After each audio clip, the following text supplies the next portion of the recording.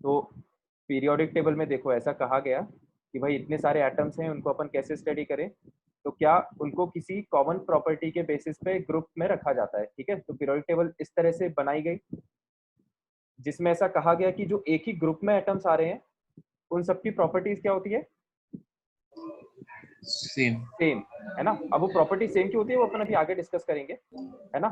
तो उनकी property same होती है, तो इससे इतने सारे जो एलिमेंट्स थे, है ना, इतने सारे एलिमेंट्स को स्टडी करने में थोड़ा सा कन्वीनियंस हो गया। जैसे अपन को अब अपन ये कह सकते हैं कि भाई जो एल्कली मेटल्स हैं उनका मोर और लेस सेम टाइप का बिहेवियर होता है। जैसा बिहेवियर यस सोडियम का होगा वैसे ही पोटेशियम का होगा, वैसे ही रुबिडियम का होगा, वैसे ही सीजियम का होगा, है ना।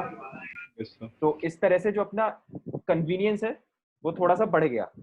अब उसमें फिर अपन ने ऐसे जो एक्सेप्शंस थे उनको फिर अपन ने कैसे एनकाउंटर किया, उनको फिर अपन ने याद कर लिया। ठीक है, तो जो भी कंक्लूजन ऐसा था कि भाई जो जो सेम ग्रुप में आ रहे हैं जो जो एटम्स, उन सबकी प्रॉपर्टी सेम रहेगी, और कहीं कहीं पर अगर किसी एटम की प्रॉपर्टी थोड़ा बहुत वेरी कर रही है तो उसको हम एक्सेप्शन के तौर पे याद कर लेंगे, है ना। तो इसका मतलब ये हुआ कि आपको हर एटम की इंडिविजुअली प्रॉपर्टीज अब याद करने की जरूरत नहीं है, आप ग्रुप की प्रॉपर्टीज याद कर लो और साथ में एक्सेप्शंस याद कर लो, इतने में आपका काम हो जाएगा।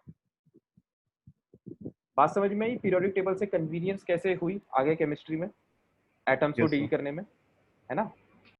तो अभी जो हम पढ़ेंगे, मतलब अभी तो खैर हम पीरियोडिक टेबल ओवरव्यू पढ़ रहे हैं, बाकी आगे आप 11th क्लास में जो चैप्टर्स पढ़ोगे उसमें एक चैप्टर होगा एस ब्लॉक, है ना, ये आपने शायद एनसीईआरटी में देखा भी होगा। यस सर, देखा। एक चैप्टर होगा एस ब्लॉक, है ना, जिसमें हम दोनों ग्रुप्स एस ब्लॉक के, इसको और इसको डिटेल में स्टडी करेंगे। फिर 11th में पी ब्लॉक में जो 5 ग्रुप्स होते हैं उसमें से 2 ग्रुप आप 11th में स्टडी करोगे और बाकी के जो 3 ग्रुप हैं वो 12th में स्टडी करोगे। तो अभी जो हम स्टडी करेंगे वो इसलिए हम ग्रुप वाइज स्टडी करेंगे क्योंकि ग्रुप में प्रॉपर्टीज सेम होती हैं। यस। ठीक है, अब अपन वापस आते हैं पीरियोडिक टेबल पे। तो इस चैप्टर में से ओवरव्यू है क्या पीरियोडिक टेबल का? हाँ, ओवरव्यू मान सकते हो बिल्कुल। ठीक है, और ऐसा है कि जब अपन पीरियोडिक टेबल डिटेल में स्टडी करेंगे ना, जब अपन एस ब्लॉक पढ़ेंगे, पी ब्लॉक पढ़ेंगे, डी ब्लॉक पढ़ेंगे, एफ ब्लॉक पढ़ेंगे, तो कुछ कुछ टर्म्स जो है वो सब में सेम रहते हैं, जैसे ionisation energy, electron gain enthalpy, electron affinity, है ना। तो ये जो बेसिक टर्म्स हैं जो हर ब्लॉक में हर एटम के लिए यूज होते हैं, उन बेसिक टर्म्स को पीरियोडिक टेबल में समझाया गया है, मतलब इस चैप्टर में इन डेफिनेशंस का मतलब बताया गया है ना। समझ में आया तुम्हें चैप्टर का लॉजिक? Yes sir. तो अपन ऐसा भी कह सकते हैं कि इस पर्टिकुलर चैप्टर से डायरेक्ट क्वेश्चंस नहीं आते, डायरेक्ट क्वेश्चंस जनरली आपको आएंगे एस ब्लॉक चैप्टर से, पी ब्लॉक से, डी ब्लॉक से और एफ ब्लॉक से, है ना। लेकिन ये चैप्टर बेस के लिए इंपॉर्टेंट है, ठीक है, बेसिक है ये चैप्टर। यस।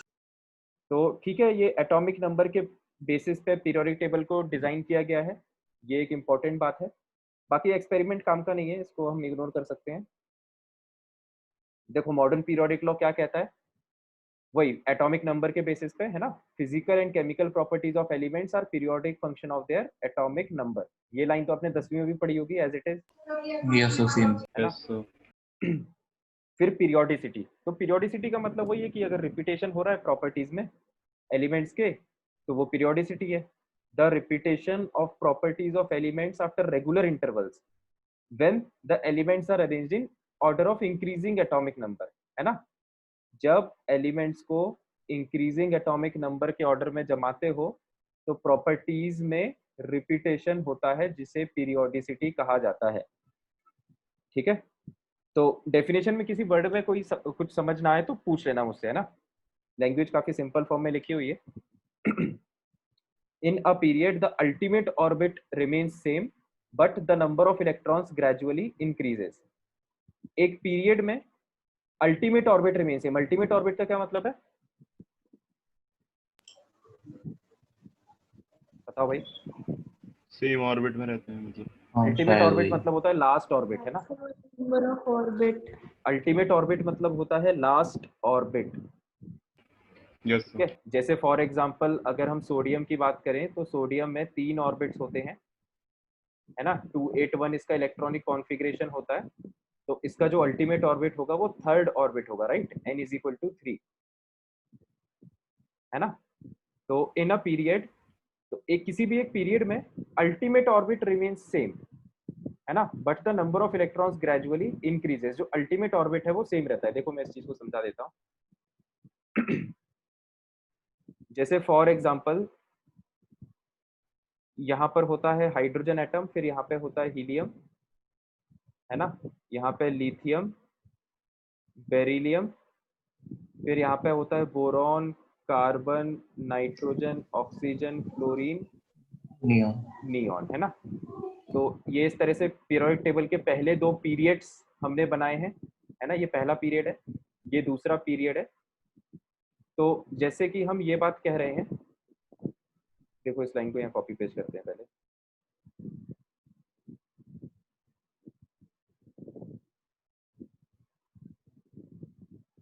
हाँ, तो इस लाइन को देखो, इस लाइन का क्या मतलब है, इन अ पीरियड। तो जैसे हम इस पीरियड को कंसीडर करते हैं थोड़ी देर के लिए, particularly n is equal to 2, है ना।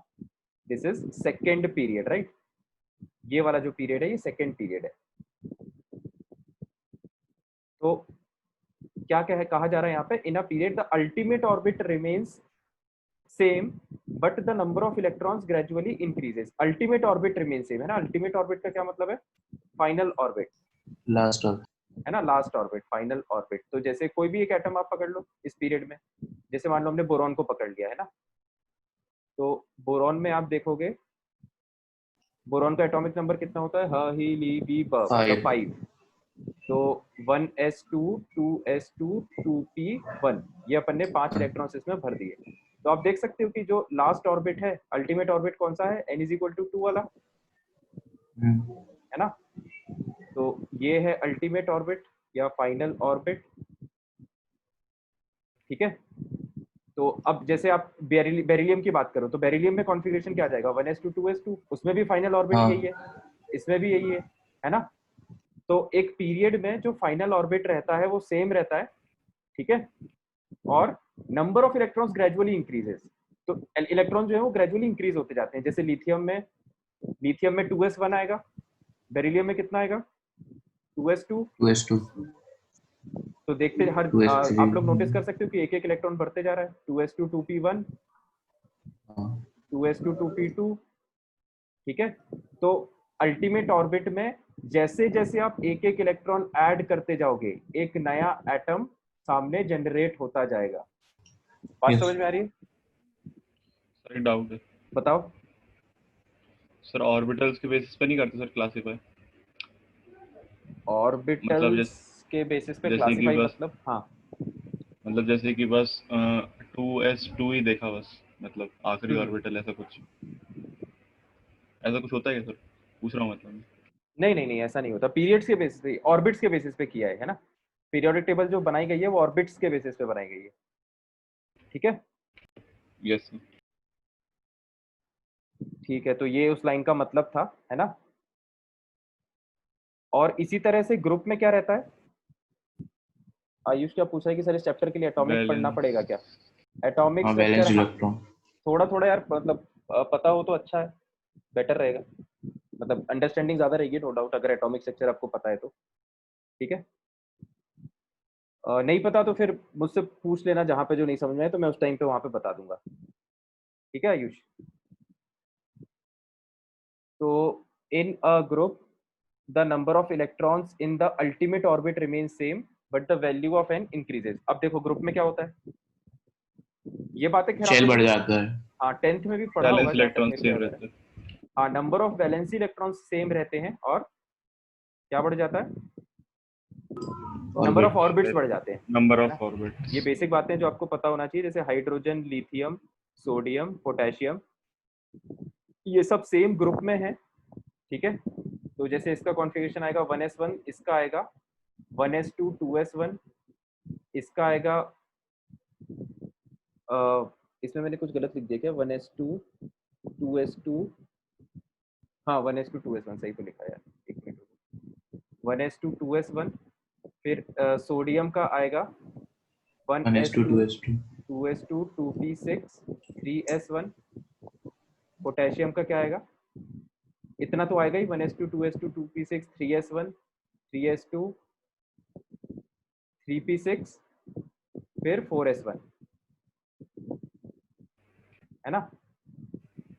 तो सबका इलेक्ट्रॉनिक कॉन्फ़िगरेशन ये आएगा एटॉमिक नंबर में। आयुष तुम क्या पूछ रहे थे, एस क्या है? एस यार वो है, क्या बोलते हैं इसको, सब शेल। सबशेल। सब शेल। ठीक है, एसपीडी ये सब शेल होता है। ये वाला टॉपिक एक बार देख लेना आयुष, है ना। मतलब तुम एक मेरे को एक बार क्लास के बाद कांटेक्ट कर लेना तो मैं तुमको बता दूंगा, ठीक है, क्योंकि ये सर बड़ा ये डाउट दूसरे है। बैच के क्या? कौन, आयुष? हाँ। उसका है ना जेबी, अच्छा। है ना। तो मेरे को एक बार क्लास के बाद बता देना, मैं तुम लोग को बता दूंगा, ठीक है। क्लास के बाद एक बार याद दिला देना आयुष मुझे, ठीक है। सर इसमें same type of sub shell है सब में। हाँ, मैं उस बात को हाईलाइट कर रहा हूँ, ठीक है। देखो अभी तो ये इलेक्ट्रॉनिक कॉन्फ़िगरेशन है, ये हमने एटॉमिक स्ट्रक्चर में समझा है कि इलेक्ट्रॉनिक कॉन्फ़िगरेशन कैसे लिखा जाता है, तो ये तो हम लिख लेंगे इसमें। अब आप देखो जो नंबर ऑफ वैलेंसी इलेक्ट्रॉन्स है, जैसे यहाँ पर आउटर वैलेंसी इलेक्ट्रॉन्स क्या होता है, आउटर मोस्ट शेल के इलेक्ट्रॉन्स। तो Yes. यहाँ Yes, पर sir. Valency Yes, electron sir. कितने हैं, 1। 1। यहाँ पर वैलेंसी इलेक्ट्रॉन कितने हैं, तो सेकंड है वैलेंसी शेल और उसमें एक इलेक्ट्रॉन है ना, तो इसमें भी वैलेंसी इलेक्ट्रॉन्स 1। सोडियम में ये थर्ड शेल है वैलेंसी शेल और इसमें एक इलेक्ट्रॉन है, तो इसमें भी वैलेंसी इलेक्ट्रॉन 1। सिमिलरली इसमें भी वैलेंसी इलेक्ट्रॉन 1। तो कंक्लूजन क्या है कि एक ग्रुप में number of valency electrons same रहते हैं, है ना। और चेंज क्या होता है, नंबर ऑफ शेल्स चेंज होते जाते हैं या number of Yes, sir. Orbits change होते जाते हैं। जैसे Yes, sir. हाइड्रोजन में एक ही ऑर्बिट है, लिथियम में 2 ऑर्बिट है, सोडियम में 3 ऑर्बिट है ना। ये एक ऑर्बिट, ये दूसरा ऑर्बिट और ये तीसरा ऑर्बिट। पोटेशियम में 4 ऑर्बिट है, एक, फिर ये 2, फिर ये 3 और फिर ये चौथा ऑर्बिट, ठीक है। Yes. तो एक ग्रुप में क्या होता है, नंबर ऑफ इलेक्ट्रॉन्स जो है अल्टीमेट ऑर्बिट में वो सेम रहते हैं, है ना। बट चेंज क्या होती है, value of n increases. n मतलब क्या होता है, number of orbits, Yes, sir. है ना। अब देखो cause of periodicity, the periodic repetition of the properties is due to recurrence of similar valency shell electronic configuration. देखो इसमें इन्होंने ये लॉजिक समझाने की कोशिश की है कि भाई पीरियोडिसिटी होती क्यों है ना। मतलब एटम्स का जो बिहेवियर है वो थोड़े टाइम के बाद रिपीट क्यों होने लगता है, तो उसका रीजन क्या है, वैलेंसी शेल इलेक्ट्रॉनिक कॉन्फ़िगरेशन का सिमिलर होना, है ना। Similar valency shell electronic configuration, ठीक है। तो ये बात इंपॉर्टेंट है। वैलेंसी शेल इलेक्ट्रॉनिक कॉन्फ़िगरेशन से क्या होता है, देखो भाई जैसे कि हम जो केमिकल प्रॉपर्टीज की बात करते हैं, केमिकल प्रॉपर्टीज मतलब chemical reactions, right. Yes, sir. तो केमिकल रिएक्शंस में एक्चुअली होता क्या है, इलेक्ट्रॉन का ट्रांसफर होता है ना। जैसे फॉर एग्जांपल आप Yes. कोई हम जैसे केमिकल रिएक्शन कंसीडर कर लेते हैं, Mg plus HCl gives MgCl2 plus H2, है ना। एक रैंडम अपन ने केमिकल रिएक्शन को कंसीडर कर लिया, तो इसमें इलेक्ट्रॉन का ट्रांसफर होता है। मतलब जब आप बैलेंस करोगे रिएक्शन को तो ये इस तरह से बैलेंस हो जाएगा, है ना। तो ये देखो HCl के 2 मॉलिक्यूल्स, राइट। तो अगर आप इसको मॉलिक्यूलर लेवल पे एनालाइज करोगे तो सिचुएशन आपको कुछ इस तरह की दिखेगी। एक HCl का मॉलिक्यूल ये होगा और दूसरा HCl का मॉलिक्यूल ये होगा, राइट।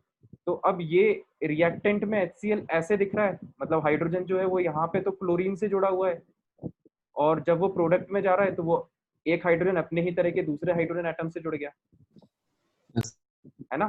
तो अब ये जो बिहेवियर है, ये सब मॉलिक्यूलर लेवल पे जो चेंजेस होते हैं, वो चेंजेस किस में होते हैं, इलेक्ट्रॉन्स के अरेंजमेंट में चेंजेस होते हैं ना। अभी ये हाइड्रोजन का इलेक्ट्रॉन, ये क्लोरीन का इलेक्ट्रॉन, पहले सबसे पहले क्या होगा, जब रिएक्शन होगी ये बॉन्ड ब्रेक होगा, है ना। इसी तरह से ये वाला बॉन्ड भी ब्रेक होगा, ये दोनों हाइड्रोजन एटम अलग अलग होंगे, H डॉट और Cl डॉट। ऐसे ही Yes, ये sir. दोनों भी अलग होंगे, H डॉट और Cl डॉट, ठीक है। फिर जो ये वाला डॉट है H डॉट, ये इस H डॉट से कंबाइन होके बॉन्ड बना लेगा, है ना। ये लॉजिकली ऐसा होता है हर रिएक्शन में। Yes, sir. Yes. तो जब आप केमिकल प्रॉपर्टीज की बात कर रहे हो तो मेनली आप केमिकल रिएक्शंस की बात कर रहे हो, केमिकल नेचर की बात कर रहे हो। तो मेरा मेन पॉइंट ये है हाईलाइट करने वाला कि जो केमिकल प्रॉपर्टीज है वो मेनली इलेक्ट्रॉन्स पे डिपेंड करती है, और वो भी कौन से इलेक्ट्रॉन्स, वैलेंसी इलेक्ट्रॉन्स, राइट। क्योंकि जो जो इलेक्ट्रॉन्स बॉन्डिंग में पार्टिसिपेट करते हैं वो कौन से इलेक्ट्रॉन्स होते हैं, बताओ? Valence electrons. वो वैलेंसी इलेक्ट्रॉन्स होते हैं, राइट। अंदर वाले इलेक्ट्रॉन्स तो बॉन्डिंग में पार्टिसिपेट करते नहीं है ना। तो इसलिए वैलेंसी इलेक्ट्रॉन्स का काफी ज्यादा इंपॉर्टेंस रहता है। तो हम कहते हैं कि अगर दो एटम उनका वैलेंसी इलेक्ट्रॉन सेम है तो उनका जो नेचर है वो सेम टाइप का होगा। तभी अपन जो कंबाइनिंग कैपेसिटी की बात करते हैं 10th क्लास में, तुम्हें याद है वैलेंसी की डेफिनेशन हमने ऐसे याद की थी, combining capacity of an atom, yes है ना। यस तो कंबाइनिंग कैपेसिटी का क्या मतलब है कि भाई जैसे लिथियम का अगर वैलेंसी इलेक्ट्रॉन 1 है और सोडियम का भी 1 है, तो हम कहेंगे कि क्योंकि दोनों के वैलेंसी इलेक्ट्रॉन 1 1 है तो इन दोनों की कंबाइनिंग कैपेसिटी सेम टाइप की होगी, है ना। इसका यस एक इलेक्ट्रॉन है तो ये भी एक इलेक्ट्रॉन को लूज करने की टेंडेंसी रखेगा, ये भी एक इलेक्ट्रॉन को लूज करने की टेंडेंसी रखेगा। तो हम ऐसा कह सकते हैं कि भाई दोनों का जो बिहेवियर है वो काफी कुछ सिमिलर ही रहेगा। Sir doubt. हाँ बताओ। सर लेकिन इससे ऐसे कैसे कह सकते हैं कि प्रॉपर्टी सेम होंगी इसकी? सेम नहीं होगी, सिमिलर होगी। सिमिलर वर्ड में और सेम वर्ड में मतलब फर्क सर होता है। सिमिलर सिमिलर सर सिमिलर कैसे होगी? क्यों रिएक्शन सेम करेंगे शायद इसलिए। हाँ मतलब सिमिलर इसलिए होगी ना कि सेम टाइप की रिएक्शंस करेंगे, बिल्कुल एग्जैक्टली जैसे जैसे सोडियम की जो रिएक्शन है, सोडियम की कोई रिएक्शन बताओ, Na प्लस सोडियम की कौन सी Cl रिएक्शन होती है? एन वो तो खैर NaCl। ये वाली होती है Na प्लस और Cl माइनस, ऐसे ही समझ लो जैसे ये Na प्लस और Cl माइनस है, ये कंबाइन होकर NaCl बनाएगा, तो K प्लस भी जो है वो Cl माइनस से कंबाइन होकर KCl बनाएगा। तो ये सेम टाइप के प्रोडक्ट्स बना रहे हैं ना, ये जितने भी सॉल्ट्स हैं, एल्कली मेटल के जितने भी क्लोराइड्स होते हैं, ये अपन एस ब्लॉक में पढ़ेंगे, इन सबकी प्रॉपर्टीज सेम होती है, सबकी फिजिकल और केमिकल प्रॉपर्टीज सेम होती है। यस तो वो सेम इसलिए है ना यस क्योंकि जो वो कंपाउंड जिस एटम्स से बन रहा है वो एटम सेम टाइप के हैं, तभी तो कंपाउंड की प्रॉपर्टी सेम आएगी, यस यस सर। है ना। और उससे सेम होने का रीजन क्या बताते हैं कि क्योंकि इनमें वैलेंसी इलेक्ट्रॉन्स सेम होते हैं तो इसलिए इनका बिहेवियर भी सेम हो जाता है। ठीक है। सर मेरे को एक डाउट है, हाँ हाँ बेशक प्रैक्टिकल है पूछो। थोड़ा। सर हाँ हाँ ये कैसे पूछो। पता करते हैं सर किसी भी एटम में मतलब इलेक्ट्रॉन्स कितने हैं? और मतलब जैसे कि अपन को नहीं पता कि वो सोडियम है, कैल्शियम है, हाँ हाँ। पोटेशियम, कोई सा भी एलिमेंट है, सर ये कैसे पता करते हैं कि उसमें कितने इलेक्ट्रॉन्स हैं? कितने इलेक्ट्रॉन है ये कैसे पता, मतलब तुम्हारा क्वेश्चन कुछ इस तरह का है क्या कि मेरे सामने अगर कोई एटम है तो मैं ये कैसे पता करूं कि वो कौन सा एटम है, ये यस पूछ रहे सर। हो क्या?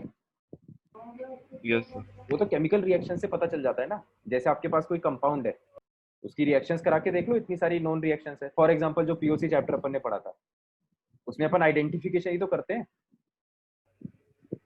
मतलब लॉजिक सेम है। वो चैप्टर खैर अलग है, ये चैप्टर अलग है, वो ऑर्गेनिक का चैप्टर है, ये इनऑर्गेनिक का चैप्टर है, लेकिन लॉजिक सेम है। पीओसी में अपन क्या करते थे, अपन ने कुछ स्टैंडर्ड टेस्ट लिख रखे हैं कि भाई जैसे जो नाइट्रो ग्रुप है वो मूलिकन बार्कर टेस्ट को देता है ना। तो अगर आपके पास कोई अननोन कंपाउंड है, उसमें मूलिकन बार्कर टेस्ट देखो, पॉजिटिव अगर आ रहा है तो उस अननोन कंपाउंड में नाइट्रो ग्रुप होगा।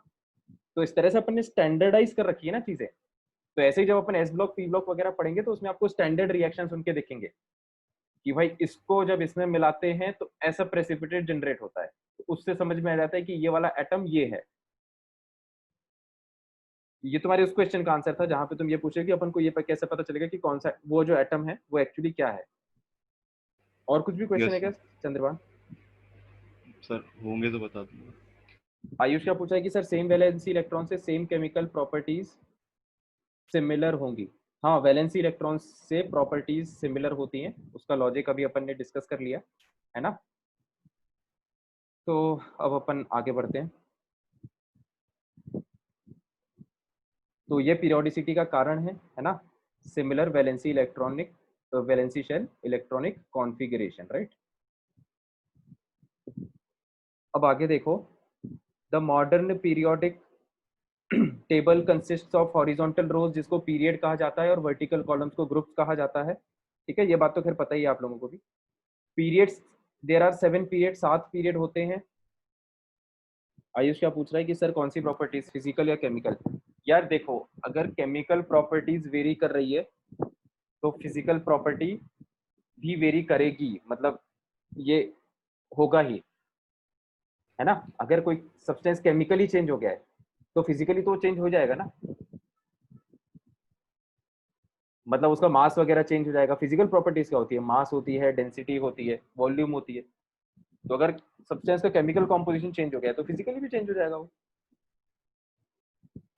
है ना। सर लेकिन इंटर अगर रिलेटेड होती है ये? लेकिन अगर कोई, हाँ मैं बताता हूँ, लेकिन अगर कोई फिजिकली चेंज हो जाए कोई सब्सटेंस, तो वो केमिकली चेंज हो वैसा जरूरी नहीं है। जैसे जैसे वाटर को आप इवेपोरेट कर दो, है ना, वाटर को आप इवेपोरेट कर दो तो अभी तो वो लिक्विड में है, फिर वो वेपर में कन्वर्ट हो गया। तो अभी इस तरह का जो चेंज है इसको हम फिजिकल चेंज बोलते हैं, राइट, कि वाटर भी लिक्विड में था फिर वेपर में हो गया।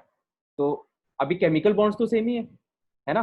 अभी भी एक ऑक्सीजन दो हाइड्रोजन से बॉन्डेड था, अभी भी एक ऑक्सीजन दो हाइड्रोजन से बॉन्डेड है, तो केमिकल कॉम्पोजिशन तो सेम ही है ना। यस सर तो फिजिकल प्रॉपर्टीज जो हैं, एक मिनट, मैं ये कह रहा हूँ कि फिजिकल प्रॉपर्टीज चेंज हो तो केमिकल प्रॉपर्टीज, मतलब फिजिकल प्रॉपर्टीज अगर चेंज हो रही है तो केमिकल प्रॉपर्टीज जरूरी नहीं है चेंज हो, लेकिन केमिकल प्रॉपर्टीज अगर चेंज हो रही है तो फिजिकल प्रॉपर्टी, कोई ना कोई फिजिकल प्रॉपर्टी चेंज हो ही जाएगी,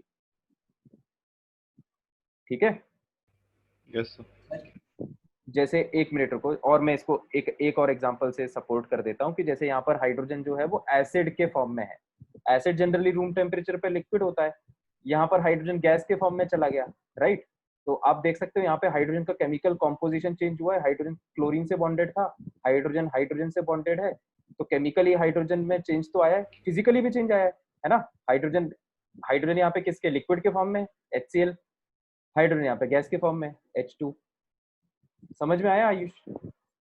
सर पर होमोलोगस सीरीज में तो सिमिलर केमिकल नेचर होता है और अलग फिजिकल प्रॉपर्टीज होती है सर, उसमें तो इंटरडिपेंडेंट नहीं है। होमोलोगस सीरीज में मतलब तुम ऑर्गेनिक की बात कर रहे हो ना, होमोलोगस सीरीज की बात कर रहे हो ना। Yes sir. हाँ, तो इसमें क्या करना है अपन को बताओ। सर इसमें आपने लिखवाया था कि सिमिलर केमिकल नेचर होता है पर फिजिकल प्रॉपर्टीज डिफर करती है, तो सर इसमें तो डिपेंडेंट वाली बात कहाँ से आई? सेम होता है फिजिकल नेचर, ये कह रहे हो। Sir chemical nature. सेम होता है केमिकल नेचर, हाँ। सर पर फिजिकल प्रॉपर्टीज अलग होती है ना, क्योंकि 14 यूनिट्स का डिफरेंस आता है, तो मेल्टिंग पॉइंट हाँ बॉइलिंग मतलब पॉइंट। फिजिकल प्रॉपर्टी तो जैसे मास ही अलग हो गया है ना, हाँ यस सर। तो वो सर तो खैर इसमें फिर डिपेंड अलग हो जाएगा ना। सेम केमिकल नेचर नहीं होता, इसमें सिमिलर होता है यार इनका केमिकल नेचर। हाँ सर मतलब भाई सिमिलर। हाँ, तो दो कंपाउंड अगर एक जैसे, उनका उसका बेसिक लॉजिक ये है ना कि भाई यहाँ पे जो इनका स्ट्रक्चर है वो सेम टाइप का होता है ना।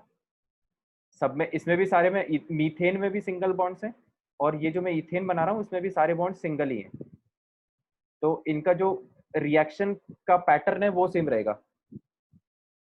तुम्हारा एग्जैक्ट क्वेश्चन क्या था, मैं थोड़ा सा भूल गया, एक बार दोबारा पूछो। सर आपने बोला था कि हाँ, इंटरडिपेंडेंट होती है, मतलब एक दूसरे पे डिपेंडेंट होती है, तो इस वाले केस में तो है नहीं वो।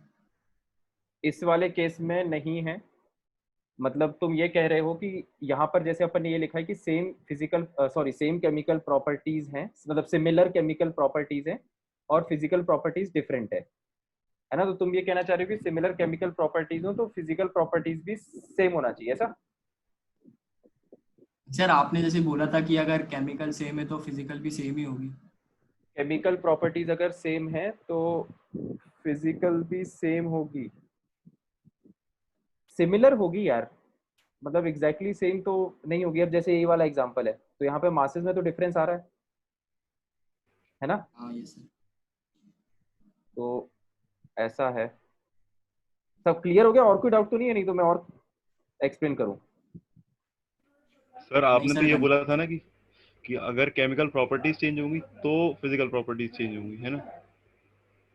एक मिनट रुको, मेरे को भी याद करने दो। Chemical properties yes sir. Change होगी तो फिजिकल प्रॉपर्टीज चेंज होगी। अगर दो सब्सटेंस की केमिकल प्रॉपर्टीज चेंज हो रही है तो उनकी फिजिकल प्रॉपर्टीज डिफरेंट होगी ही, हाँ ये बात तो सही है।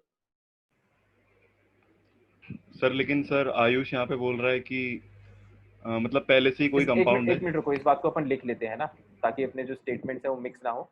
अभी अपन ने जो स्टेटमेंट बोला कि अगर केमिकल प्रॉपर्टीज डिफरेंट है, right, different chemical properties, this statement implies that physical property should be different, यही स्टेटमेंट है। Yes sir. हाँ, अब बोलो क्या कह रहे हो आगे। सर लेकिन सर ये जो ये कंपाउंड्स हैं यहाँ पे, हम्म। सर इनमें मतलब केमिकल प्रॉपर्टीज चेंज नहीं हो रही हैं, मतलब किसी रिएक्शन के बाद मतलब चेंज नहीं हो रही है उसकी केमिकल प्रॉपर्टीज। हाँ सर केमिकल जरूरी नहीं है कि प्रॉपर्टीज फिजिकल प्रॉपर्टीज चेंज हो। हाँ मतलब देखो ऐसा है कि अगर केमिकल प्रॉपर्टीज डिफरेंट है तो फिजिकल प्रॉपर्टीज तो डिफरेंट होगी ही, लेकिन अगर केमिकल प्रॉपर्टी डिफरेंट नहीं है तो फिजिकल प्रॉपर्टी सेम भी हो सकती है और डिफरेंट भी हो सकती है, वो डिपेंड करता है सिचुएशन पे। समझ में आ रहा तुम्हें स्टेटमेंट? मतलब अगर केमिकल प्रॉपर्टी डिफरेंट है तो फिजिकल प्रॉपर्टी तो डिफरेंट होगी, है ना? यस इसको यार तुम सिंपल एग्जांपल से समझ लो ना। देखो अगर केमिकल प्रॉपर्टी डिफरेंट है, किन दो लिक्विड्स की केमिकल प्रॉपर्टी डिफरेंट होती है? जैसे मान लो वाटर और ऑयल, बहुत ज्यादा डिफरेंट है प्रॉपर्टीज। वाटर एक अलग टाइप का कंपाउंड है, ऑयल टोटली एक अलग टाइप का कंपाउंड है। मानते हो इस बात को? यस केमिकल प्रॉपर्टीज इनकी डिफरेंट है। वाटर का दूसरा यूज है, वो पानी पीने के लिए यूज होता है ना? और ऑयल का दूसरा यूज है, ऑयल अपन खाने में यूज करते हैं। तो केमिकल प्रॉपर्टीज में डिफरेंस है, यस तो इनकी फिजिकल प्रॉपर्टीज में भी तो बहुत ज्यादा डिफरेंस है। वाटर का मॉलिक्यूलर मास अलग है, ऑयल का मॉलिक्यूलर मास अलग है, इंटरमॉलिक्यूलर फोर्सेस दोनों में अलग अलग है। तो ये स्टेटमेंट तो सही हो गया। इस एग्जांपल में कोई डाउट तो नहीं है? No sir. तो मैं ये कह रहा हूँ कि अगर डिफरेंट केमिकल प्रॉपर्टीज हो तो फिजिकल प्रॉपर्टीज डिफरेंट होगी ही, इसमें कोई डाउट नहीं है। लेकिन अगर स्टेटमेंट को ध्यान से देखो, अगर केमिकल प्रॉपर्टी सेम हो तो फिजिकल प्रॉपर्टी जो है, मैं यहीं पे ही लिख देता हूँ, है ना, थोड़ा सा तुम लोग को वो लगेगा घिसपिच। अगर केमिकल प्रॉपर्टी सेम है तो फिजिकल प्रॉपर्टीज डिफरेंट भी हो सकती है और वो सेम भी हो सकती है, ये कह रहा हूं मैं। ठीक है, अगर केमिकल प्रॉपर्टी सेम है, जैसे यहाँ पे इन दोनों की केमिकल प्रॉपर्टी सेम है, तो और यहाँ पे फिजिकल प्रॉपर्टी डिफरेंट है क्योंकि मॉलिक्यूलर मास डिफरेंट है ना? और अगर केमिकल प्रॉपर्टीज अगर सेम है तो फिजिकल प्रॉपर्टीज जो है वो सेम हो भी सकती है, नहीं भी हो सकती। जैसे केमिकल प्रॉपर्टी सेम का एग्जांपल क्या है दूसरा? जैसे वाटर लिक्विड और वाटर वेपर, राइट? तो केमिकली तो ये दोनों सेम कंपाउंड है ना, यस सर। है ना? तो इनकी जैसे फिजिकल प्रॉपर्टी, जैसे मॉलिक्यूलर मास इनका सेम रहेगा अभी भी। वाटर का लिक्विड में भी 18 AMU मॉलिक्यूलर मास है, गैस में भी इसका 18 AMU मॉलिक्यूलर मास है। तो मास वाली फिजिकल प्रॉपर्टी सेम है, ठीक है। बाकी अगर आप फिजिकल स्टेट वाली फिजिकल प्रॉपर्टी बोलो तो वो डिफरेंट हो गई, जैसे लिक्विड और ये गैस, ठीक है। अब देखो अपन मेन बात पे आते हैं। मेन बात ये कि ये सब इतना इंपॉर्टेंट नहीं है जो अपन डिस्कस कर रहे हैं, केमिकल प्रॉपर्टी और फिजिकल प्रॉपर्टी, ठीक है। तो इतने अब मैंने काफी एग्जांपल्स बता दिए, इतने में समझ में आ गया हो तो ठीक है, नहीं तो इसको इग्नोर कर दो, उतना ये सीरियस इशू है नहीं, ठीक है। अब अपन आगे बढ़ते हैं। ये प्रॉपर्टी वगैरह कोई नहीं पूछेगा किसकी फिजिकल प्रॉपर्टी सेम है अलग है। अब अपन मेन पॉइंट पे आते हैं। 7 पीरियड होते हैं, ये सब आपको याद रखना है ना? हर पीरियड में each period consist of series of elements having same valency shell. हर पीरियड में वैलेंसी शेल सेम रहता है, इस पॉइंट में डाउट तो नहीं है किसी को? अभी अपन ने एग्जांपल्स देखे। No, sir. हर पीरियड में corresponds to a particular principal quantum number of the valency shell. एक पर्टिकुलर प्रिंसिपल क्वांटम नंबर होता है वैलेंसी शेल का। प्रिंसिपल क्वांटम नंबर क्या होता है? एन। स्मॉल एन, है ना? Yes.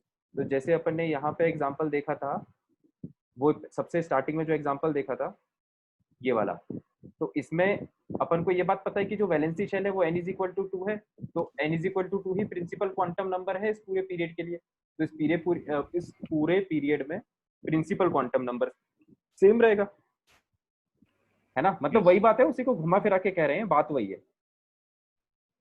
ठीक है। Each period starts with an alkali metal having outermost electronic configuration ns1। Her period alkali metal से चालू होता है, कोई डाउट तो नहीं है इसमें? No sir. No, sir. No sir.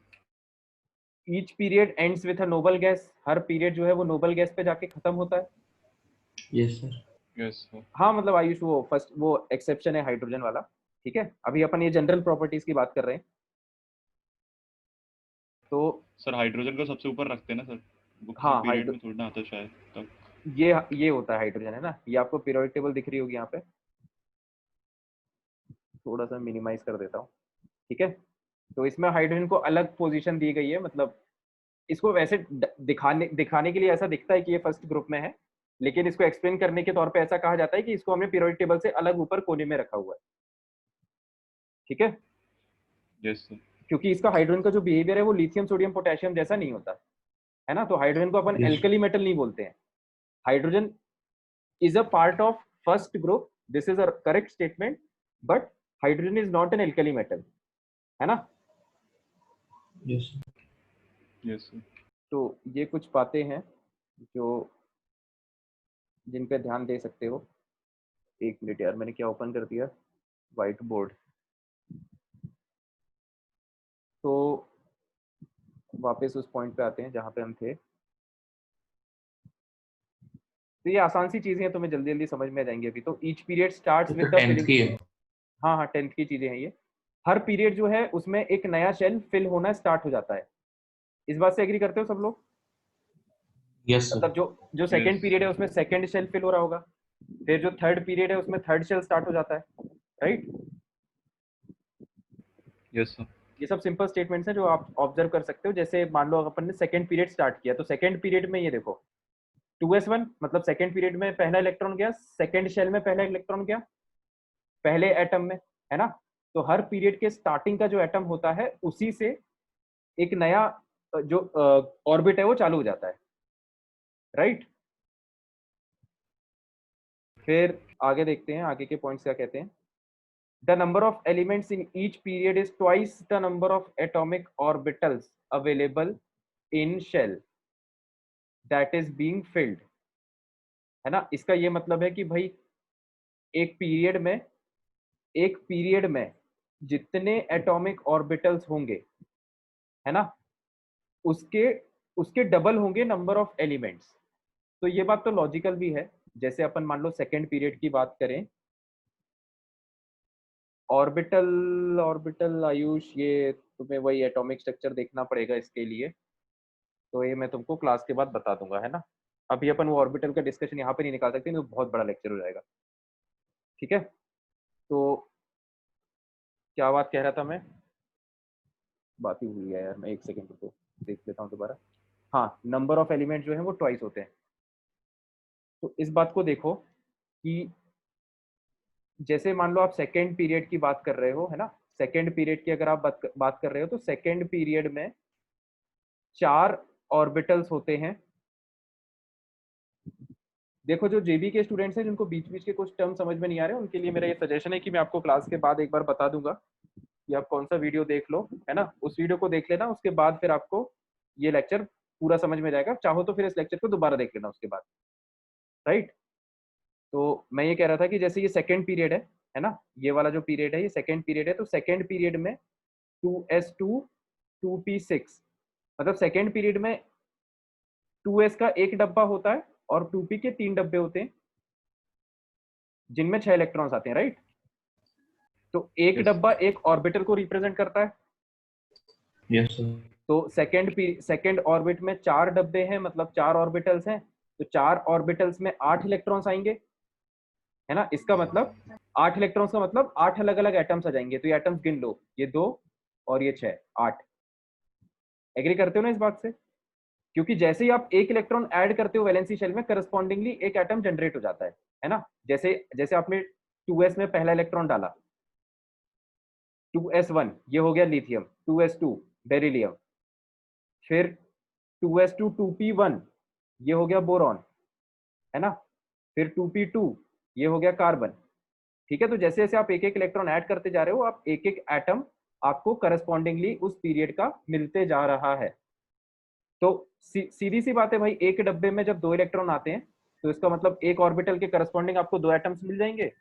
तो अगर वैलेंसी शेल में 4 डब्बे हैं तो आपको डबल मतलब 8 एटम्स उस पीरियड में मिल जाएंगे।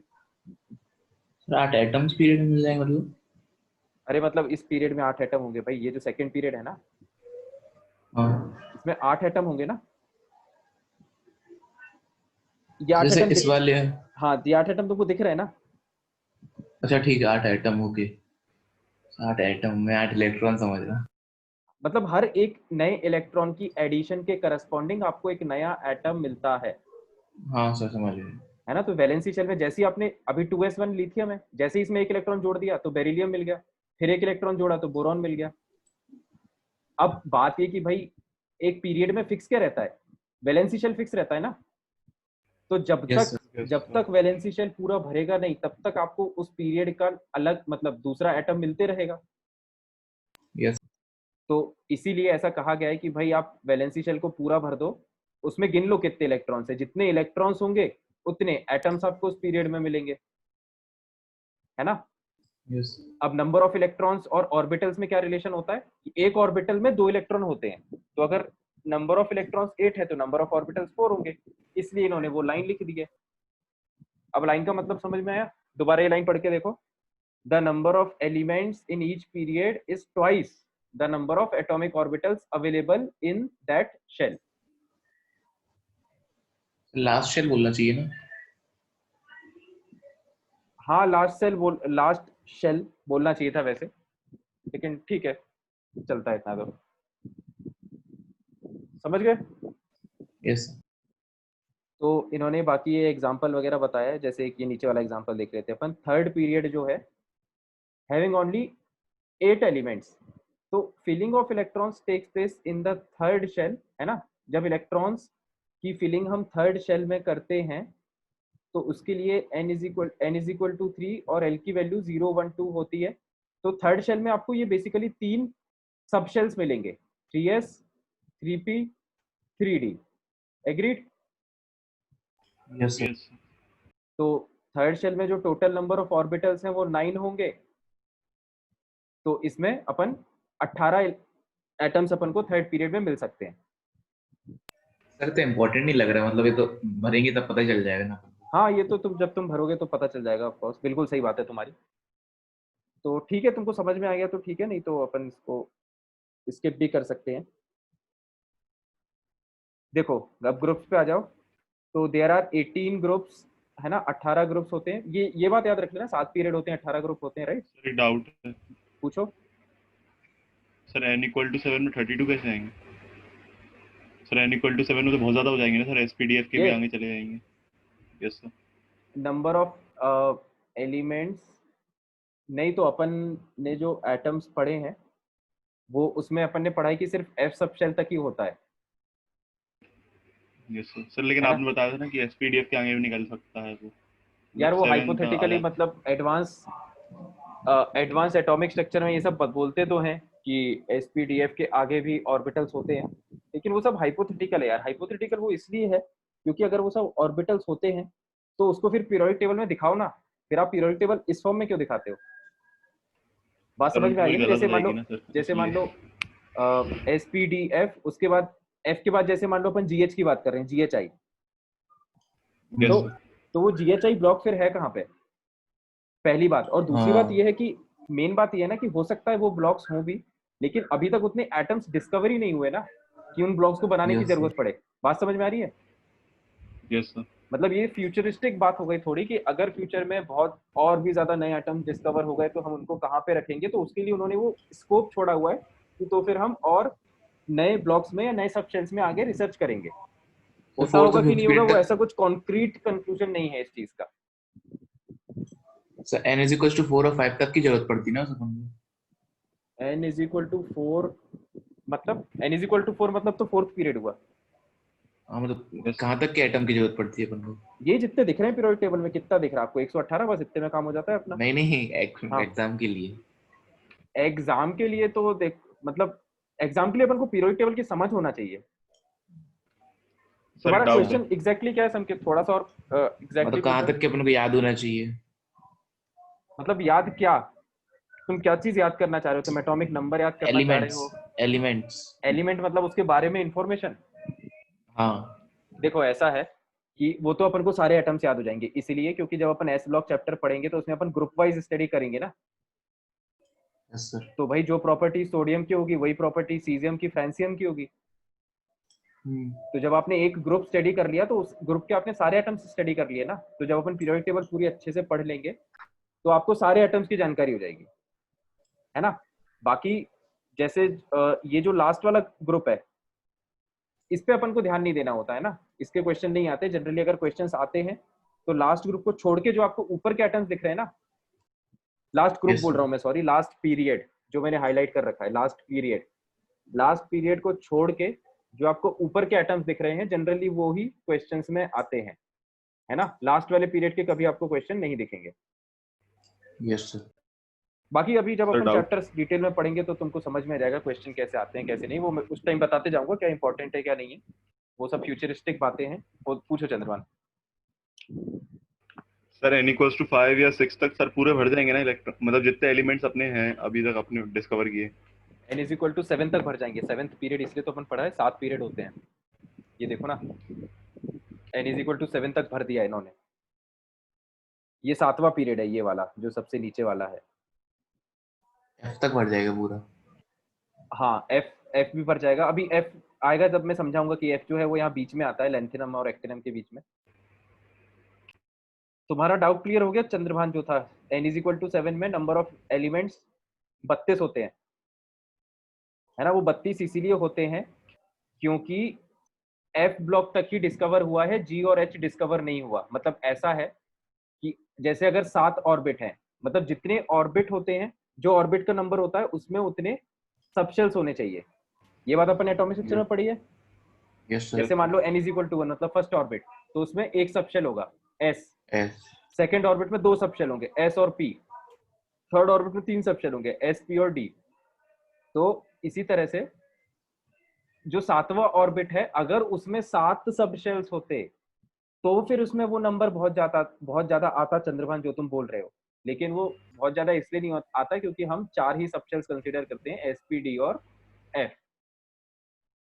बात समझ में आ गई क्या? Yes sir. सर मेरे को एक और डाउट और है सर। हाँ n इक्वल्स टू 4 में सर 18 कैसे आएगा सर? सर इसमें 4 सबशेल होंगे ना सर, और मतलब एसपीडीएफ सारे आ जाएंगे। n इज इक्वल टू 4 में नंबर ऑफ एलिमेंट्स 18 कैसे आएगा? इसमें तुम कह रहे हो कि 4 सबशेल होंगे s p d और f।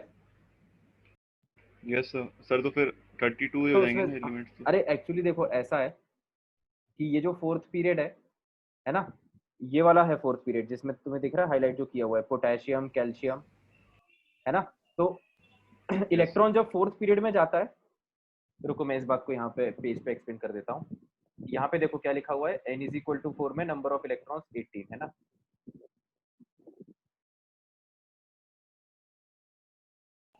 एक सेकंड रुको, देखो भाई सभी लोग ध्यान दे, उस पेज पे ये लिखा हुआ है कि n, ध्यान से सुनना, n इज इक्वल टू 4 में, ऑल्दो ये बात आपको आगे भी समझ में आ जाएगी लेकिन ठीक है अभी यहाँ डाउट पूछ रहे हैं तो मैं यहाँ भी समझा देता हूँ। n इज इक्वल टू 4 में मतलब 4th पीरियड में, है ना, 4th पीरियड में नंबर ऑफ एलिमेंट्स होंगे 18, ऐसा वो लाइन कह रही है, ठीक है। और अपन को डाउट ये कि ऐसा क्यों है, तो 4th पीरियड अगर आप पीरियोडिक टेबल में देखोगे तो आपको कुछ इस तरह से दिखता है, पोटेशियम कैल्शियम, है ना, ये तो एस ब्लॉक के हो गए, फिर शक्ति वी कर, ये ऐसे चलता रहेगा जिंक तक, ठीक है। फिर यहाँ से पी ब्लॉक के आपको 8 एलिमेंट्स मिलने लगेंगे, राइट। तो यहाँ पे जिंक के बाद आपका आ जाएगा gallium, germanium and so on. ये जो 8 एलिमेंट्स हैं ये आपके जाएंगे क्रिप्टॉन तक, ठीक है। तो Yes. ये 18 एलिमेंट्स हैं, ये तो चलो अपन को देख के समझ में आ रहा है पीरियोडिक टेबल में कि हाँ भाई 4th पीरियड में अपन को 18 एलिमेंट्स दिख रहे हैं, है ना। 2 तो ये 10, ये 12 हो गए, और ये 6 18, है ना। बहस का मुद्दा ये है कि भाई n इज इक्वल टू 4 में तो ज्यादा एलिमेंट्स होने चाहिए। तो उसमें एक्चुअली प्रॉब्लम ये है कि ये आपने जब एटॉमिक स्ट्रक्चर पढ़ा था तो उसमें हमने ऑफ बॉज रूल पढ़ा था, right, of boughs rule. Yes. तो ऑफ बॉज रूल ये कहता है कि 1s 2s 2p 3s 3p 3d और 4s 4p 4d 4f। तो जो इलेक्ट्रॉन की फिलिंग है वो ऑफ बॉज रूल के हिसाब से होती है। तो देखो 4s के बाद, 4s के बाद क्या भरेगा बताओ? 3D 3d और फिर 4p, 4P। ठीक है। इसके बाद भरेगा 5s।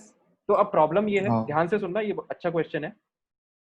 देखो जैसे ही आप पोटेशियम पे आए, है ना, मतलब यहाँ पे s ब्लॉक चालू हो गया, पोटेशियम मतलब 4s1, right. Yes sir. Yes sir. इसमें कोई डाउट तो नहीं किसी को? नो पोटेशियम मतलब आप यहाँ पे पहुंच गए, है ना, 4s1, ठीक है। तो लास्ट शेल लिख रहे हैं ना अपन सबका? हाँ लास्ट शेल लिख रहे हैं, वैलेंसी शेल। ठीक है, पोटेशियम मतलब 4s1, उसके बाद एक एटम एक इलेक्ट्रॉन और जोड़ दो तो कैल्शियम पे आ गए 4s2, 4s2 है ना। तो देखो ये तो अपना पूरा भर गया। अब ऑफ-बोर्स रूल अपन फॉलो करेंगे। 4s सब शेल पूरा भर चुका है। अब मेरे को बताओ अगला सब शेल कौन सा भरेगा? 3d 3d भरेगा अगला, है ना। तो अगला 3d भरेगा। तो एक्चुअली ये जो अपन लिखते हैं ना, ये वाले जो एटम्स हैं इसमें अभी d के 3d सब शेल भर रहा है। d का तो है ही ऑफ कोर्स, लेकिन ये 3d है, मतलब इसलिए 4। d ब्लॉक कहते हैं इनको। हाँ, मतलब डी ब्लॉक तो इसलिए कहते हैं क्योंकि डी में लास्ट इलेक्ट्रॉन भर रहा है। ये चीज मैं बाद में एक्सप्लेन करूंगा, ठीक है, ये चीज अभी आगे आएगी, है ना। मेन बात ये है कि फोर्थ पीरियड में ऐसा जरूरी नहीं है कि फोर्थ पीरियड में जो है वो यहाँ पे 4 ही लिखा रहे, है ना। जो डी और एफ है हाँ वो थोड़ा पीछे चलते हैं, है यस ना। सर। जो डी सब शेल है वो 1 यूनिट पीछे चलता है, और जो एफ सब शेल है वो अभी अपन आगे देखेंगे तो और अच्छे समझ में जाएगा, वो 2 यूनिट पीछे चलता है, राइट। Yes sir. तो चंद्रभान जो तुम्हारा भी क्वेश्चन था कि फोर्थ, देखो दो बातें हैं, फोर्थ पीरियड और फोर्थ ऑर्बिट, है ना। दोनों बातों में थोड़ा सा फर्क है, फोर्थ ऑर्बिट और फोर्थ पीरियड।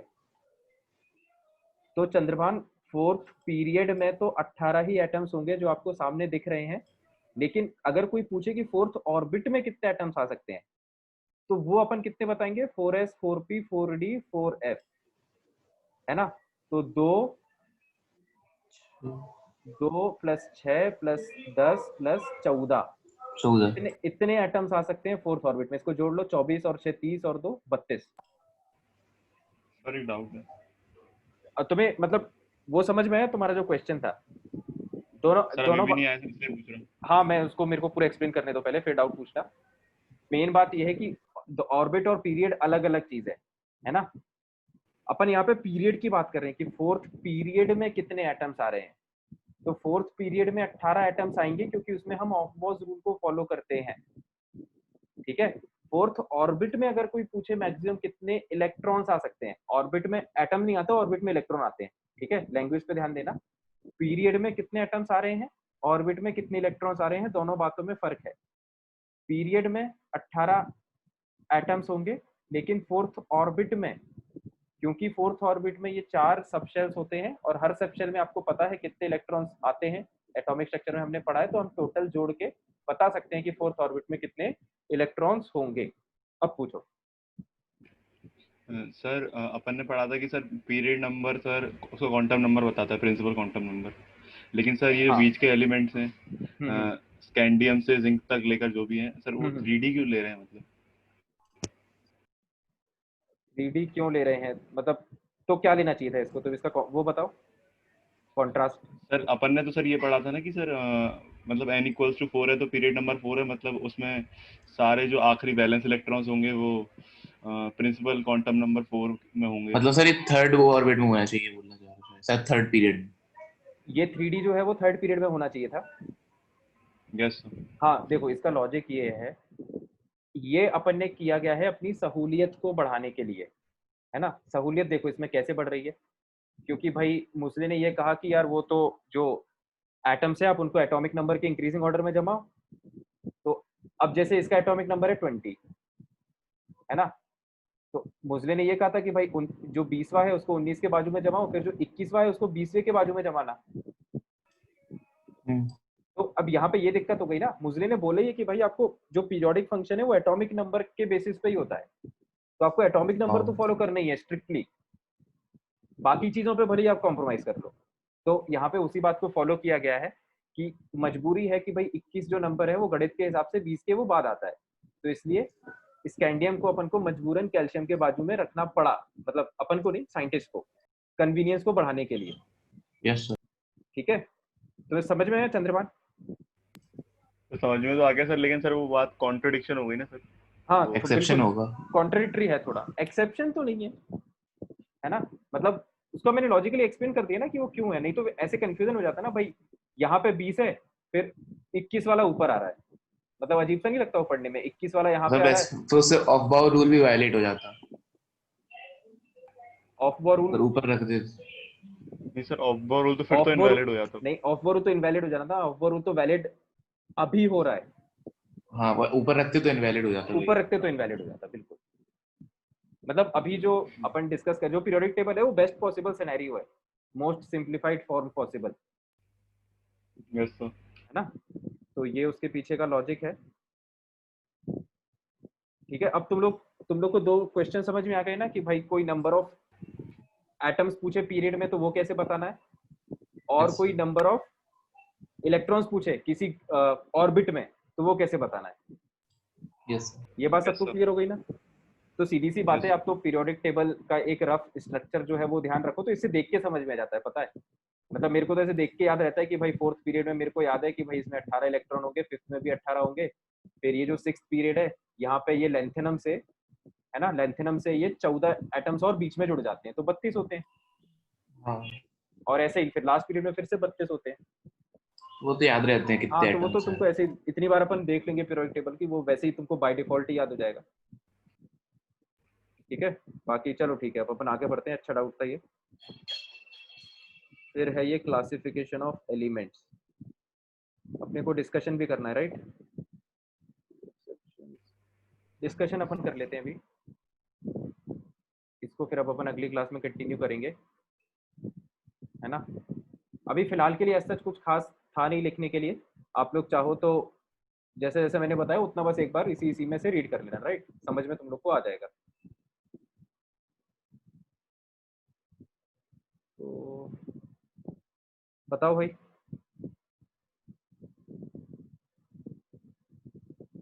शीट में बताओ। तो सेक्शन सी और डी करना है। हाँ Yes, sir. बताओ।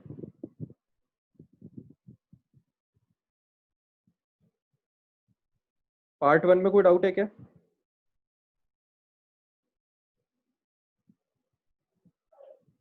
पार्ट 1 में नहीं है, सी में सर C3 शायद तक सब देख रहा हूँ मैं सर, एक मिनट। देख लो आराम से देख लो, और बाकी लोग भी देख लें जब तक। सर मेरा C1 था। C1 तो क्लास में कराया था क्या, जहां तक मेरे को याद आ रहा है। Yes sir, yes sir. C1 तो क्लास, अरे यार कम से कम क्लास के क्वेश्चन तो डाउट में मत पूछो यार, शर्मिंदा कर देते हो यार मुझे। ये बाकी सर वो बात है ना, क्लास में कराया था, इसको तुम देख लेना। उसके अलावा कोई पूछो अगर पूछना है तो, C1 के अलावा, मतलब उसको देख लेना एक बार, अगर उसमें नहीं समझ में आए तो फिर पूछ लेना मुझसे C1 को, ठीक है, अगर उसमें कुछ समझ में नहीं आया एक्सप्लेनेशन में तो। पार्ट 2 नहीं सर, ये है C3 भी है डाउट पार्ट 1 का। पार्ट 1 का C3, एक मिनट रुको।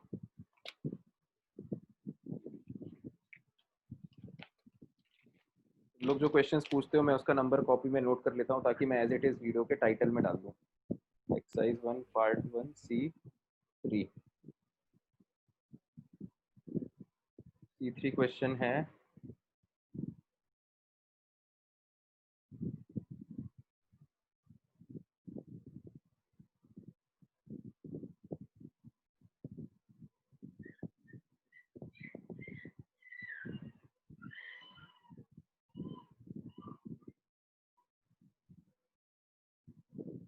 हाँ चंद्रमान बताओ। सर बार बार मतलब कैलकुलेशन मिस्टेक हो रही थी sir. 2 flask of equal volume, 2 flask हैं जिनकी वॉल्यूम इक्वल है और joined by a narrow tube of negligible volume, वही वो यही वाला अपैरेटस बनाया है।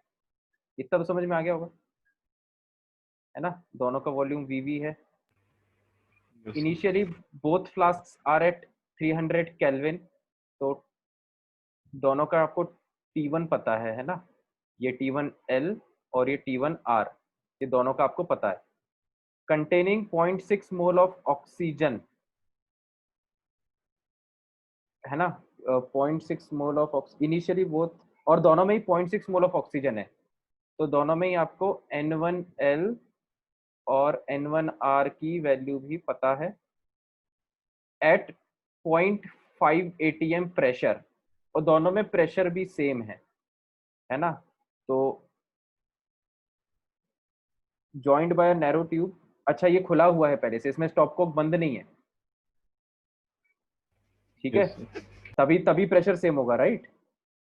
yes तो जो P1L है वो भी ये वैल्यू आपको पता है, that is equal to P1R, है ना, that is equal to P total, right.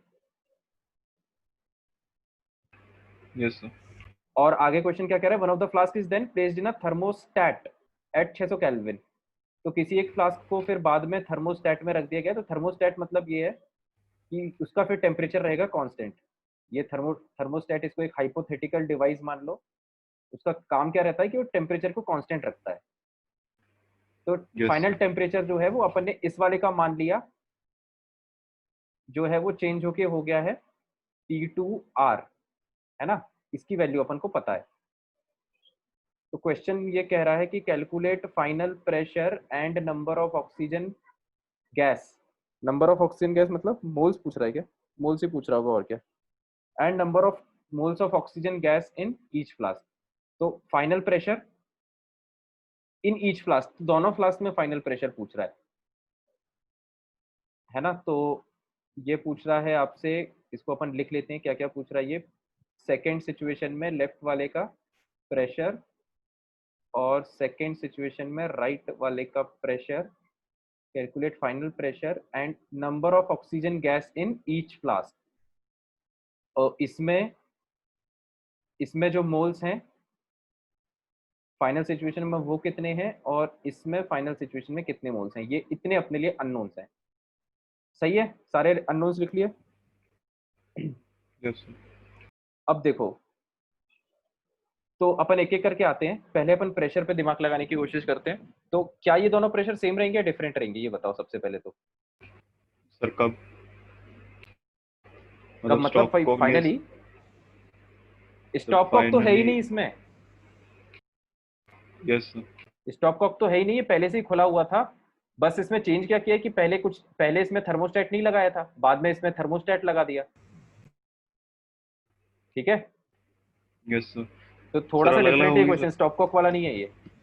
हाँ बोलो। यस सर, सर अलग अलग होंगे सर, क्योंकि सर यहाँ से अपन सर कांस्टेंट टेम्परेचर रख रहे हैं और क्या पता यहाँ पे चेंज हो रहा हो। नहीं नहीं नहीं, अलग अलग बिल्कुल नहीं होंगे, क्योंकि जब भी दो वेसल्स एक साथ कनेक्टेड रहते हैं, है ना, तो प्रेशर जो है वो पूरे कंटेनर में सेम रहता यस सर, है ना। तो इस बात को तुम लोग, इस बात को अपने लिखा था क्या, कि मेरे को ऐसा याद आ रहा है कि ऐसा कुछ अपन ने लिखा था कि दो कंटेनर जब कनेक्टेड रहते हैं तो प्रेशर सेम रहता यस सर लिखा था। है ना। इस बात को आप लोग चाहो तो लिख लेना कि pressure in two connected containers और फाइनली, है ना, फाइनल सिचुएशन में हमेशा सेम हो जाता है। Pressure in two connected containers finally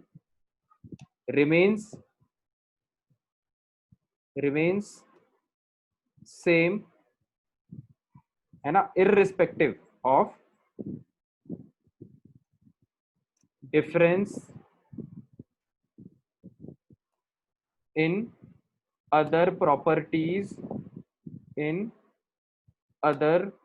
properties of container,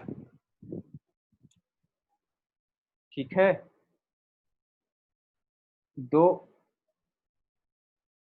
दो कनेक्टेड कंटेनर में जो फाइनली जो प्रेशर है वो सेम ही रहेगा। ये इस बात से ये फर्क नहीं पड़ता कि बाकी प्रॉपर्टीज जो कंटेनर की है वो चेंज हो रही है कि नहीं हो रही, है ना। जैसे यहाँ पे मान लो कि इसका टेम्परेचर चेंज हो गया है ना, और इसका टेम्परेचर वही था जो पहले है, तो ऐसा नहीं है कि भाई इनका जो प्रेशर है वो डिफरेंट होगा, फाइनल प्रेशर भी सेम रहेगा, है ना। इसका बेसिक लॉजिक वही है यार, तुम इसको लॉजिकली याद रखो ना, कि भाई अगर फाइनल प्रेशर अगर डिफरेंस रहा दोनों साइड तो डिफ्यूजन होता रहेगा ना। डिफ्यूजन का मतलब Yes, क्या है sir. कि भाई मॉलिक्यूल जो है वो एक कंटेनर से दूसरे कंटेनर में मूव कर रहे हैं। तो अगर मॉलिक्यूल्स एक कंटेनर से दूसरे कंटेनर में मूव कर रहे हैं तो फिर प्रेशर चेंज हो जाएगा ना, फिर प्रेशर कांस्टेंट कहाँ रहा फाइनली। फाइनल प्रेशर का मतलब क्या है कि फाइनली मतलब सिचुएशन जब कांस्टेंट हो चुकी है तब जाके आप प्रेशर मेजर कर रहे हो। बात की गहराई को समझ पा रहे हो क्या? यस सर, तो इससे अपन को ये कंक्लूजन हो गया कि भाई जो P1L है और जो P2L है, सॉरी जो P2L है और जो P2R है वो दोनों सेम है, दे आर इक्वल। तो हम एक वैल्यू कैलकुलेट करेंगे, उससे दूसरी वैल्यू हो जाएगी। ठीक है, तो अब हम इसमें देखो दिमाग लगाते हैं। अब इसमें हम P2L कैसे कैलकुलेट कर सकते हैं? P2L होता है N2L RT2L बाय V, है ना? Yes sir. सही है। अब P2L को अपन P2R के बराबर लिख सकते हैं, तो P2R की वैल्यू डाल दो। N2R R, एक मिनट रुको यार, थोड़ा सा साफ सफाई से लिख लेते हैं, नहीं तो ऐसे समझ में नहीं आएगा। N2L मतलब लेफ्ट वाला, RT2L, और ये P2R के बराबर है, तो P2R की वैल्यू लिख लो N2R, है ना, moles, R capital R, temperature right वाले में बाय V, क्योंकि वॉल्यूम तो सेम है। सही लिखा है मैंने ये क्वेश्चन? इसमें कोई डाउट तो नहीं किसी को? इसको लिख दिया और इसको लिख दिया, सिंपल। एग्रीड? Yes sir. और बस इसमें क्योंकि भाई ये फाइनल प्रेशर दोनों का सेम रहेगा, तो ये पूरे कंटेनर पे भी अपन लगा सकते हैं, तो पूरे कंटेनर पे लगा दो, है ना। Pressure in the entire container finally क्या होगा? Total moles same. N2L plus N2R, है ना, N2L प्लस N2R, R और टेम्परेचर। अब दिक्कत ये हो जाएगी कि टेम्परेचर क्या रखेंगे अपन? टेम्परेचर क्वेश्चन में ऐसा तो बताया नहीं है कि फाइनली दोनों का टेम्परेचर सेम है, राइट? Yes sir. तो अब ये दिक्कत हो गई। इसका मतलब क्या हुआ कि अपन यहाँ पे टेम्परेचर नहीं रख सकते, तो अब इसको हटा दो। ठीक है, सर एक ही पे लगा दें तो? एक ही पे मतलब ये? एक ही कंटेनर पे। Yes sir. हाँ, तो मतलब स्टार्टिंग में तो सारी इक्वेशन लिख लिया करो, उससे अपन को समझ में आ जाएगा कि कौन सा इजी है कौन सा टफ है। Yes sir. ठीक है, बाकी बाद में कौन सा यूज करना है वो तो अपने हाथ में। एटलीस्ट लिस्ट तो सबकी बना लो। बात समझ में आ रही है?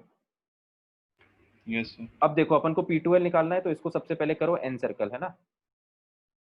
क्वेश्चन को करने का तरीका देखो, P2L अपन को निकालना है, इसके लिए अपन को बाकी टर्म्स पता होने चाहिए। मार्क करना चालू करो। N2L पता है क्या? पीछे देखो, N2L पे क्वेश्चन मार्क लगा हुआ है, तो ये नहीं पता, इसको भी एन सर्कल कर लो कि भाई ये भी अपना क्वेश्चन मार्क है, मतलब दो वेरिएबल हो गए। ठीक है, R पता है, T2L पता है क्या? T2L आपको नहीं पता, आपको T1L पता है, तो T2L भी आपको नहीं पता, और वॉल्यूम की वैल्यू भी आपको नहीं पता है ना। अब ये सेम चीज यहाँ पर है, N2R आपको नहीं पता है, और ये भी आपको निकालना है, राइट? N2R भी निकालना है। R पता है, T2R पता है क्या? T2R पता है, क्वेश्चन में दिया हुआ है ना। Yes sir. T2R पता है, V पता है। ठीक है, तो अब दिमाग लगाओ कि क्या इतनी इक्वेशन से P2L निकल पाएगा? P2L को अगर हम इससे रिलेट करें तो अभी इसलिए नहीं निकल पाएगा क्योंकि इस इक्वेशन में दो वेरिएबल आ रहे हैं, N2R भी आ रहा है, राइट? तो इसका मतलब इस इक्वेशन से तो क्वेश्चन सॉल्व नहीं हो पाएगा, और इक्वेशन बनाते हैं। अब हम जाते हैं इनिशियल कंडीशन पे, राइट? तो इनिशियल कंडीशन में देखो P1L और P1R बराबर दिया है, तो इनकी वैल्यू लिख लो, है ना। फ्लो देखना क्वेश्चन का। P1L की वैल्यू मैंने लिखी, P1L होता है N1L, एक minute, N1L R T1L by V, volume तो चेंज होगा नहीं, N2L R T, sorry N1R, है ना, राइट वाले में T1R बाय V। और क्या इनका टेम्परेचर सेम है इनिशियली? T1L और T1R सेम है क्या? क्वेश्चन में देखो, initially both flasks are at 300 kelvin, है ना, यस सर। मतलब T1L और T1R सेम है। तो इस बात को अपन यहाँ पे हाईलाइट भी कर देते हैं। तो T1L और T1R एक तो सेम है, ये कायदे से अपन को पहले हाईलाइट कर देना था। तो इसका मतलब अपन पूरे कंटेनर पे इक्वेशन लगा सकते हैं, अब लगा सकते हैं। तो N1L plus N1R total moles, capital R T, अब T कुछ भी रख सकते हो, T1L रख सकते हो या T1R रख सकते हो, एक ही बात है। T1L बाय दोनों कंटेनर का total volume, right? Agreed? Yes sir. अब इसमें भाई देख लो आपको क्या क्या पता है और हम क्या क्या कर सकते हैं। अब हम मार्क कर लेते हैं। देखो इसमें अपन को पता क्या क्या है, फिर हम आगे दिमाग लगाएंगे। देखो आपको P1L T1L N1L ये पता है ना। मेरे को P1L पता है, T1L पता है, N1L पता है, ठीक है। फिर और क्या क्या पता है, N1R P1R T1R भी पता है, N1R T1R भी पता है, ठीक है। V फिर से नहीं पता, और मेरे को N1L पता है, N1R पता है, T1L पता है, राइट। इतने टर्म्स अपन को पता है, ठीक है फ्रेंड्स। तो देखो अब अपन इसमें ये कर सकते हैं कि जैसे ये वाली जो इक्वेशन है, इससे आप कैपिटल V निकाल लो, है ना। ये वाली जो इक्वेशन है इसमें सब पता है, कैपिटल V निकल जाएगा, यस सर। है ना। तो ये देखो यहाँ से फिर अपन ने क्या किया, यहाँ से अपन ने कैपिटल V निकाल लिया। तो जैसे अपन को V पता चल गया, मतलब अपन को ये वाला जो वॉल्यूम है ये पता चल गया, राइट, ठीक है। और ये वॉल्यूम पे अपन ने क्यों सर टिक लगा, N2L को एलिमिनेट कर सकते हैं ना, मतलब हटा सकते हैं ना सर। N2L को हाँ। बिल्कुल हटा सकते हो। N2L को मतलब सर कैसे हटाओगे लेकिन, N2L प्लस N2R बराबर होगा N1L प्लस N1R, और उसके हाँ वो बराबर भी, कर देंगे, और N2R अपन को पता है। हाँ उस इक्वेशन का यूज करो। अब करना पड़ेगा N1L plus N1R is equal to N2L plus N2R, right. तो अब आप क्या करो, इन दोनों इक्वेशन को जोड़ दो, है ना। इस इक्वेशन को और इस इक्वेशन को जोड़ दो, तो उससे N2L प्लस N2R आ जाएगा। उसकी जगह डाल देना N1L प्लस N1R। यही कह रहे हो ना तुम चंद्रभान। सर डायरेक्टली N2L की वैल्यू भी तो आ सकती है ना? N2L की वैल्यू डायरेक्टली कैसे आएगी बताओ। सर अपने पास N1L और N1R है। अपने पास N1L है और N1R है, ठीक है। तो सर तो फिर उससे इक्वेशन बन जाएगी N2R के टर्म्स में या N2L के टर्म्स में, तो सर उसको यहाँ डाल देंगे नहीं, और कैसे फिर बनेगी इक्वेट लेकिन, करना ही है। किसको कहाँ से कहाँ कहाँ पे उठा के डालें। तो सबसे पहले N1L प्लस N2R है, तो वो कुछ कांस्टेंट वैल्यू होगी। N1L plus N1R, yes sir. ये कांस्टेंट वैल्यू है, हाँ। तो सर जैसे लिखते हैं ना सर, दो कोफिशिएंट्स होते हैं तो एक के टर्म्स में लिख देते हैं हम्म किसी भी टर्म को, हम्म। सर वैसे ही डाल देंगे। उससे N1L को अपन किसके टर्म्स में डाल दे, तुम कह रहे हो। N1L को नहीं सर, N2L को N2R के टर्म्स में। N2L को मैं डाल दूं N2R के टर्म्स में, मतलब ये वॉल्यूम से वॉल्यूम कैंसिल हो जाएगा, लेकिन उसमें ये फंसेगा ना, T2L भी तो अननोन है अपने लिए। समझ में आ रहा है, T2L भी यस तो सर। अननोन है ना, प्रॉब्लम ये है। इस क्वेश्चन को कैसे निपटाया जा सकता है, इसमें थोड़ा सा अपन को दिमाग लगाना पड़ेगा कि इक्वेशन को मैनिपुलेट कैसे करना है, राइट। देखो यहाँ से जैसे आपको वॉल्यूम पता चला, तो आपको वॉल्यूम पता चल गया, ये टर्म पता चल गया, ये टर्म पता चल गया। अब आपको इस इक्वेशन में ये तीनों टर्म पता है, तो T2L की वैल्यू नहीं पता है, राइट। T2L भी नहीं पता है। T2L सेम होगा क्या, T2L सेम नहीं होगा यार, सेम कैसे होगा। एक मिनट रुको, इसमें क्या किया जा सकता है, तुम लोग भी सोचो, कुछ स्ट्राइक करेगा तो मेरे को बताना। देखो और क्या कर सकते हैं यार, P2L सर एक N2, फाइनल प्रेशर वाली भी लगा देते हैं, यार दोनों अगर अपन कंटेनर्स वाली। फाइनल प्रेशर वाली लगाई तो सर मतलब वो ऐड करने वाली, क्योंकि वो सेम होगा ना क्या क्या, थोड़ा स्पेसिफिकली प्रेशर, बोलो। दोनों के उसके सम होगा टोटल प्रेशर, वो भी लगा सकते हैं।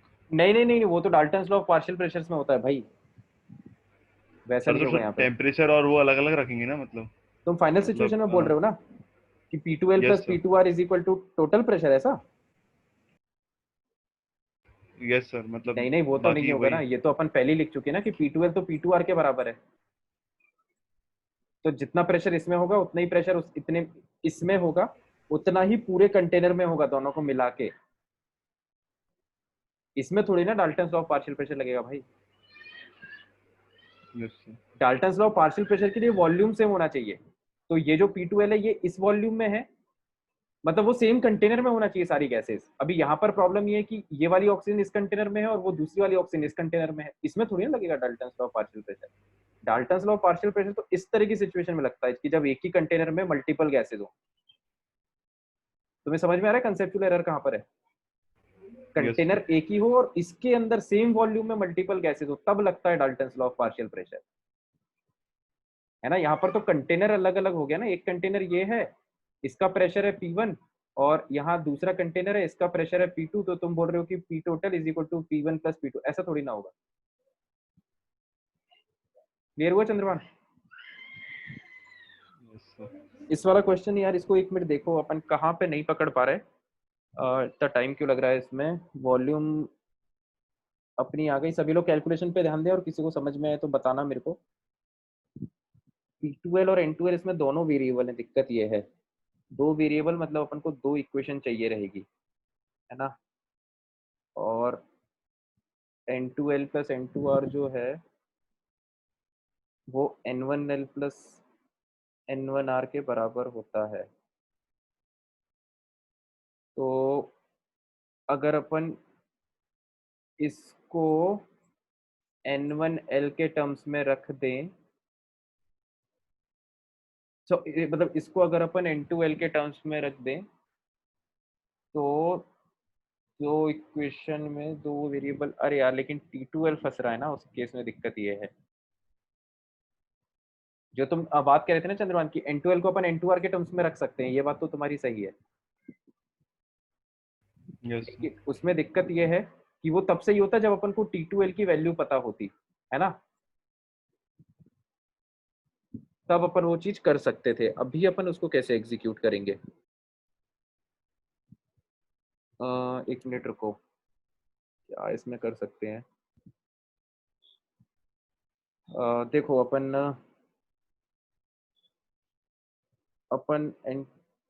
अपन यार अब इसमें वो करते हैं कि ये जो इक्वेशन है ना, पहली इक्वेशन,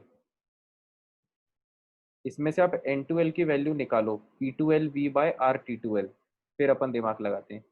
N2L की वैल्यू हो जाएगी P2L V by R T2L और N2R की वैल्यू क्या हो जाएगी P2R V by R T2R। ये तो मैंने खैर यहीं से निकाल लिया, ठीक है, राइट। अब देखो इसमें आप एनसर्कल कर लो। ये question no doubt tough question है ना, ये क्वेश्चन अगर आता है तो इसको टेस्ट में छोड़ देना चाहिए था, क्योंकि इसमें बहुत टाइम लगेगा इसको करने में। तो टेस्ट में अभी तो क्या है, अपन को जब अपन नॉर्मल है तब अपन को इतना टाइम लग रहा है, अगर ये क्वेश्चन टेस्ट में आ गया तो टेस्ट में तो इतना प्रेशर रहता है टाइम का कि इतना अपन दिमाग लगा ही नहीं पाएंगे फ्रेंकली स्पीकिंग, ठीक है। तो इस तरह के क्वेश्चन में फिर इमोशनल मत होना, टेस्ट में उसको छोड़ देना है, लास्ट के लिए रख लेना। अगर जान बच जाए लास्ट में, जान बच जाए इन द सेंस अगर टाइम बच जाए तो फिर करना। बाकी चलो अभी तो अपन इसको निपटाते हैं। तो एंड ये मैंने इक्वेशंस लिख ली और इसमें मैं फिर से एनसर्कल कर लेता हूँ तो क्या क्या पता है और क्या क्या नहीं है। ये चीज़ मेरे को पता नहीं है, वॉल्यूम पता चल गया, आर पता चल गया, ये पता नहीं है, ये पता नहीं है, P2L भी, P2R भी पता नहीं है, लेकिन P2R तो P2L ही है ना, P2R तो P2L ही है, ठीक है। और वॉल्यूम पता है, R पता है और T2R शायद पता है, हाँ T2R पता है। Sir temperature direct to proportional to moles, ऐसा कुछ था क्या था? नहीं नहीं नहीं यार, ऐसा कुछ नहीं था। देखो अब अपन इसमें क्या करते हैं, N2L प्लस N2R को N1L प्लस N1R के बराबर कर देते हैं, है ना। N2L, इस तरह के क्वेश्चन में जब क्वेश्चन ज्यादा टफ हो जाए ना, जब अपन से लॉजिकली अप्रोच नहीं हो रहा हो, तो फिर जो जितना अपन को समझ में आ रहा है उतना उतना करते जाओ, कुछ ना कुछ रास्ता आगे मिल जाएगा। तो मैं भी वही करने की कोशिश कर रहा हूँ। देखो मैंने ये वैल्यू यहाँ से उठाई, N2L की वैल्यू मैंने ऊपर से डाली और ये मैंने N2R की वैल्यू डाली, P2L V by R T2R is equal to, अब मैंने N1R प्लस इसकी वैल्यू मैंने उठा के यहाँ से डाल दी। देखो इसकी वैल्यू मैंने उठा के डाल दी P1L के टर्म्स में, क्योंकि P1L मेरे को पता है ना। तो मैंने ध्यान से देखना N1L प्लस N1R की वैल्यू क्या डाली, P1L into 2V divided by R T1L, right. तो P1L into 2V divided by R T1L, right. अब भैया इसमें क्या क्या पता है अपन को, देखो P1L आपको पता नहीं है कि है, पता है ना। P1L आपको पता है, T1L नहीं पता। T1L पता है कि नहीं, T1L भी पता है, पता है सर शायद। T1L भी पता है, R भी पता है, ठीक है। अब देखो वॉल्यूम तो कैंसिल आउट हो जाएगा, तो नहीं भी पता हो तो भी कोई दिक्कत नहीं है, R कैंसिल आउट हो जाएगा, है ना। P2L तो ये एक वेरिएबल हुआ। T2R क्या आपको पता है, T2R पता है, राइट। T2R पता है, यस T2L नहीं पता यार। T2L अगर पता चल जाए तो अपना क्वेश्चन खत्म हो जाएगा, फिर अपन को P2L पता चल जाएगा, अपन को सब पता चल जाएगा। सर। T2L शायद उन्होंने 300 केल्विन ही मानी हो, चेंज ही ना हुई हो। Two flasks of equal volume have been joined by a narrow tube of negligible volume. Initially, both flasks are at 300 Kelvin. One of the flask is then placed in a thermostat. यार ऐसा तो नहीं होना चाहिए, इसलिए क्योंकि जब पहले तो दोनों कंटेनर सेम टेम्परेचर पे थे, है ना। रूम टेम्परेचर ये 27 डिग्री सेल्सियस, मतलब नॉर्मल टेम्परेचर है, जिसमें अभी तुम बैठे हो वही टेम्परेचर है ये। फिर आपने एक कंटेनर को गर्म कर दिया, तो एक की गर्मी दूसरे में भी तो जाएगी ना कुछ हद तक। तो वैसे मेरे हिसाब से ऐसा नहीं होना चाहिए, जो तुम बोल रहे हो ना कि इसने जो N2L है उसकी वैल्यू उसने 300 मानी होगी, सॉरी क्या बात कर रहे हैं अपन, T2L है ना, T2L की वैल्यू उसने 300 मानी होगी, ऐसा एक होना नहीं डाउट चाहिए। पूछूं? हाँ पूछो। सर ऐसे तो फिर सर आखिरी में टेम्परेचर भी वो इक्वल हो जाना चाहिए, क्योंकि उसकी गर्मी उसमें भी आ रही है। नहीं नहीं, लेकिन ये थर्मोस्टेट में रखा हुआ है ना भाई, इसका टेम्परेचर तो कांस्टेंट मेंटेन है ही, यस सर। है ना। वो मैंने एक एग्जांपल दिया भी तो था, इस एक कंटेनर को आपने आइस बाथ में रखा हुआ है और दूसरे को गर्म उसमें रखा हुआ है, तो ऐसा थोड़ी ना कि दोनों को कनेक्ट कर दिया तो ये इसका इन दोनों का टेम्परेचर बराबर हो जाएगा। ये गर्म कांटेक्ट में है तो गर्म ही रहेगा, ये ठंडे में है तो ठंडे ही रहेगा। प्रैक्टिकल है ना ये बात। Yes sir. तो वही है कि यहाँ पर अपन को वैसे T2L की वैल्यू 300 केल्विन मानना नहीं चाहिए, लेकिन अब दिक्कत यहाँ पे ये कि क्वेश्चन मेरे को नहीं लगता कि बिना T2L की वैल्यू माने हो पाएगा। किसी को लग रहा है क्या कि हो पाएगा? मेरे को तो नहीं लग रहा कि कोई ऐसी इक्वेशन है जो अपन से मिस हो रही होगी। तो अगर जैसे अपन T2L की वैल्यू थोड़ी देर के लिए मान ले कि 300 केल्विन है ना, अज्यूम कर लो यहाँ पे, इसको यहाँ पे लिख लो, ये अपना अजम्पशन है, ताकि अगर अपना गलत हुआ क्वेश्चन, मतलब अगर अपन कंफ्यूज हुए आगे जाके तो हम वापस अजम्पशन को चेक करेंगे, है ना। हमने अज्यूम कर लिया कि क्वेश्चन ये कह रहा होगा कि T2L की जो वैल्यू है वो 300 केल्विन है। ऑफ कोर्स 600 केल्विन तो नहीं हो सकती, वो तो पॉसिबल ही नहीं है लॉजिकली, है ना। इतना लॉजिक तो अपन को लगाना पड़ेगा। हम 300 केल्विन वैल्यू अज्यूम करके एक बार पाथ बनाने की कोशिश करते हैं। जैसे आपने 300 केल्विन अज्यूम किया, आपको T2L की वैल्यू पता है, तो आपका P2L आया, है ना, P2L आ गया, T2L पता है तो N2L आ जाएगा, है ना। P2L पता है, N2R आ जाएगा, सब कुछ हो जाएगा, मतलब क्वेश्चन खत्म हो जाएगा अगर आपको T2L पता है तो। इतनी बात तो समझ में आ गई अपन को। तो चंद्रमान इसको T2L पे करके देखना है यार एक बार, यस है ना। मेरे को ऐसा लग रहा है पर्सनली कि इसमें इन्होंने यही मान के किया होगा कि इन्होंने टेम्परेचर चेंज इन्होंने नहीं किया है, ठीक है। तो एक बार इसको T2L को 300 केल्विन पे करके देखना, अगर आंसर नहीं मिलता है तो फिर मेरे को बताना, इसका मतलब इस क्वेश्चन में कुछ गड़बड़ी है, फिर अपन इसको और थोड़ा पे रिसर्च करेंगे, ठीक है। Yes yes. तो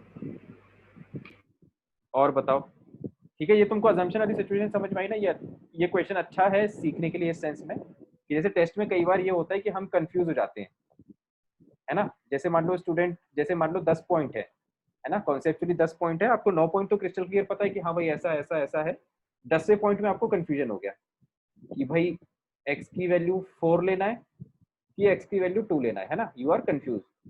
तो ऐसी सिचुएशन में क्या करना चाहिए, बेस्ट ये होता है कि जब आप ये तो श्योर हो ना कि दोनों में से कोई एक वैल्यू यूज होगी, एक बार ये वैल्यू ले लो, एक आंसर निकाल दो, है ना, एक बार ये वैल्यू ले लो, एक आंसर निकाल दो, दूसरी वैल्यू ले लो, ये वाला आंसर निकाल दो। ऑप्शन चेक करो, ऑप्शन में ऐसा हो सकता है कि जैसे फॉर एग्जांपल अज्यूम कर लेते हैं अपन कि ये वाला आंसर सही है ना, तो ऑप्शन में ये हो सकता है कि 4 में से एक ऑप्शन ये वाला हो और ये वाला ऑप्शन ही ना हो। बात समझ में आ रही है? ऐसा हो जाता है कई बार। तो फिर आपको समझ में आएगा कि भाई ये वाला ऑप्शन है, मतलब ये वाला असम्पशन सही था, आंसर सही हो गया। इन केस जैसे इस तरह की सिनेरियो में अब आपको दिख रहा है कि भाई दोनों आंसर आ रहे हैं अपने और दोनों आंसर ऑप्शन में दिए हुए हैं, तो ऐसे केस में फिर दो बातें होती हैं, या तो फिर आप उस क्वेश्चन को उतना छोड़ के बात के लिए रख लो कि एंड में अगर आपको टाइम मिला आप ठंडे दिमाग से सोचोगे तो शायद आपको कोई बात पकड़ में आ जाए, है ना, तो फिर आप बाइफरगेट कर लोगे कि दोनों में से कौन सा आंसर सही है, नहीं तो इन दोनों में से किसी एक पे तुक्का मार देना फिर एंड में। ठीक है?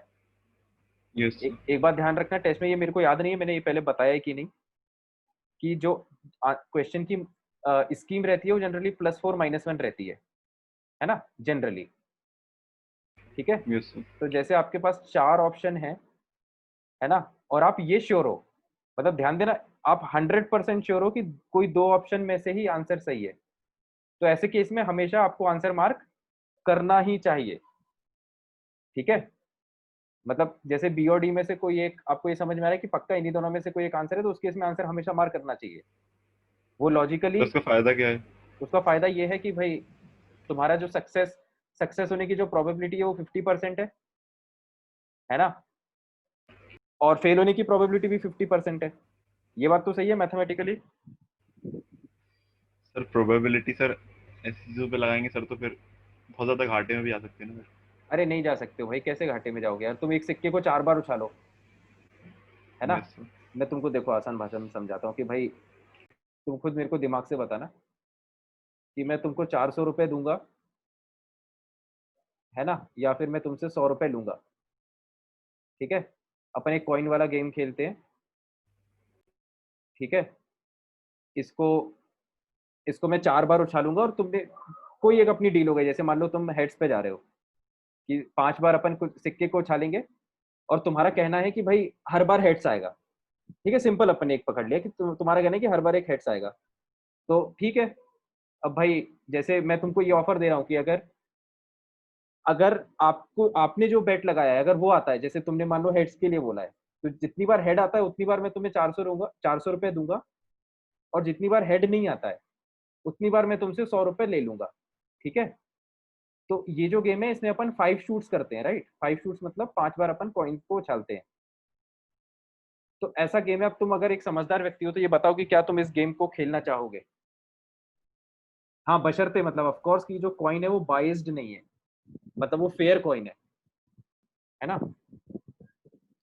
अब मेरे को बताओ ये गेम तुम खेलना चाहोगे? No sir. क्यों? सर घाटा भी तो हो सकता है कि सर पांचों की पांचों वैसे ही गिर जाएं। नहीं तो यार ये तो इतना तो डिफेंसिवली सर नहीं खेलना चाहिए यार मेरे हिसाब से जिंदगी में। देखो मतलब ये तो बिल्कुल ही लॉजिकल बात है कि कोई अगर ऐसे ये अज्यूम कर रहा है, ये तो एक एक्सट्रीम अजम्पशन हो गया ना कि भाई 5 बार सिक्का उछल रहा है तो पांचों बार ही टेल्स आएगा। इतना ऐसे भी नहीं करना चाहिए भाई, पेपर ऑब्जेक्टिव पैटर्न का है, उसका थोड़ा तो फायदा लो।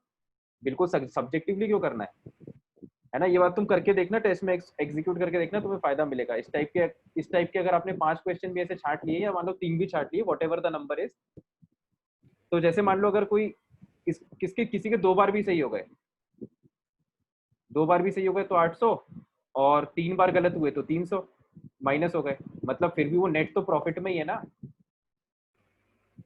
नेट तो वो प्रॉफिट में ही गया ना। अगर वो ये सोच लेता कि भाई मैं तो वही क्वेश्चन को अटेम्प्ट करूंगा जिसमें मेरे को एक ऑप्शन क्रिस्टल क्लियर सही मिले, तो वो ऐसे 5 क्वेश्चन छोड़ देगा ना, तो घाटा हो गया ना भाई उसको। तो मतलब तुम समझो इस बात की गहराई पांचों को। थोड़ी ना छोड़ेगा, मतलब सर जिसमें क्रिस्टल क्लियर होगा सर वो तो पूरे मिलेंगे ही ना, कुछ भी हो जाए। 5 ऐसे क्वेश्चन जिसमें तुमको ये कंफ्यूजन है कि 2 ऑप्शन में से कौन सा एक ऑप्शन सही है, वैसे 5 क्वेश्चन बोल रहा हूँ यस ना। वैसे 5 क्वेश्चन में तुमको घाटा हो जाएगा अगर तुम ये नहीं लगाते हो तो। मतलब अगर 2 ऑप्शन तक अगर तुम पहुंच रहे हो है ना। उसके बाद अगर तुम क्वेश्चन छोड़ रहे हो तो वो that is not a wise move. बाकी तुम अपने हिसाब से देख लेना, ठीक है। बाकी मैं ऐसे क्वेश्चन को छोड़ना मैं बिल्कुल भी सजेस्ट नहीं करता किसी भी सब्जेक्ट में। ये मेरा पर्सनल व्यू है। यस, मतलब सर ना, नहीं तो दो तुम, मतलब डाउट हो तो फिर लगा दे जो सही लग रहा हो। हाँ हाँ बिल्कुल लगाओ, लगाना ही चाहिए, मैं स्ट्रिक्टली रिकमेंड करता हूँ, ठीक है, कि लगाना चाहिए। लेकिन फिर ऐसा नहीं है कि भाई तुमने ऐसे 5 क्वेश्चन किए, 5 गलत हो गए, तुम फिर मेरे पास आ रहे हो कि अरे सर वो आपके कारण घाटा हो गया हमारा, ठीक है। इसलिए मैंने तुमको पूरा लॉजिकली समझा दिया है कि रिस्क एसोसिएटेड है बिल्कुल, लेकिन वो रिस्क का परसेंटेज बहुत कम है। अगर तुमने मैथ्स में प्रोबेबिलिटी पढ़ी है तो प्रोबेबिलिटी ऑफ फेलिंग, मतलब probability of net loss is very very less than net profit, ठीक है। तो मतलब ये थोड़ा प्रोबेबिलिटी का खेल हो गया यहाँ पे। अब तुम्हें इतना अपनी किस्मत पे भरोसा करना पड़ेगा। अब तुमने कुछ बहुत ज्यादा खराब कर्म अगर नहीं किए होंगे जिंदगी में तो जनरली ऐसा नहीं होता कि 5 बार तुम सिक्का उछाल रहे हो और लगातार 5 बार टेल्स आ रहा है, राइट। Yes. चलो ठीक है, तो इस बात पे ध्यान देना, तुम्हें थोड़ा सा और एडवांटेज या मार्क्स के टर्म्स में थोड़ा सा तुम्हें और नंबर बढ़ता हुआ दिखेगा टेस्ट के रिजल्ट में। तो ठीक है यार, अब ये क्वेश्चन करके देख लेना चंद्रभान, और ऑब्जेक्टिव वाले में भी डिस्कस करना है क्या सेक्शन सी? करना तो है सर, लेकिन बहुत ज़्यादा टाइम हो गया। चलो अब बाद में कर लेंगे उसको फिर, है ना, यस अगली क्लास में देख लेंगे। यस ठीक है चलो, तो सर फिर मैंने पिछले पेपर हाँ। में ये रिस्क लिया था, मेरा तो बहुत कट गया था उसमें। कितने रिस्क लिए थे ऐसे? सर मैंने लगभग 10 रिस्क लिए थे। 10 क्वेश्चन में ऐसे नहीं, तो तुम लोग के साथ दिक्कत ये है ना कि अब तुमने रिस्क भी मेरे ऐसे लिया होगा नहीं, ना। मेरे 3 सही हुए थे, 3 सही हुए थे, हाँ बाकी 7 गलत हो गए थे। तो 3 सही हुए थे, 3 4 से कितना होता है 12, यस सर। और बाकी 7 गलत 7 हुए 5 थे। मार्क्स में 5 5 मार्क्स मार्क्स का प्रॉफिट ही हुआ ऐसे।